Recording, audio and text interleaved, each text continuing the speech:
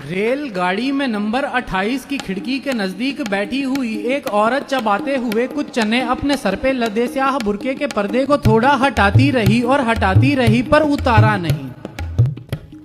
भले ही सहूलत नहीं लग रही हो, भले ही कोई आरज़ू जग रही हो, भले कह रहा हो कोई उसके अंदर की सख्ती हो, ऐसी गवारा नहीं, पर्दा तो तब भी उतारा नहीं। कहीं शाम को जब ये गाड़ी रुकी तो कचौड़ी का दूना लिए खा रही थी। कड़ी से लवालब भरी थी कटोरी, शराफत तो थी पर थी अव्वल चटोरी। सो जब ये मुसीबत यूं रह के पर्दा हटाने की ज्यादा ही खलने लगी तो जरा रोश पाकर के पर्दे को ऊपर उठाकर के माथे के पीछे पलट कर रखा। सामने से मियाँ जी ने आंखें निकाली और पर्दा गिरा। नादा पे मजहब का गर्दा गिरा।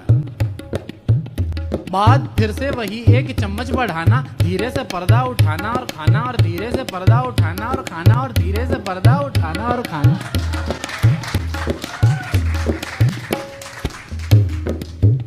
रात में फिर अचानक से चच्चड़ का चच्चड़ चढ़ाचड़ की आवाज आई तो रुक करके देखा। मेरी व्यस्तता ने भी झुक करके देखा। पैरों की गलती का एक साज थी वो, बोतल के दबने की आवाज थी वो। न मंजर नया था, न ढबिये नया था, किसी के गुजरने का अंदाज थी वो। खराटे लगाते हुए आदमी की आवाज ऊपर तलक आ रही थी। मियाँ बुझ गए थे थकावट के मारे, न उनकी कोई भी झलक आ रही थी।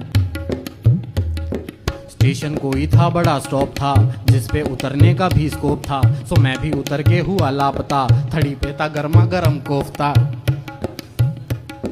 दिल ने कहा चल उठा, अक्ल ने झट से कहा ओए आंखें हटा।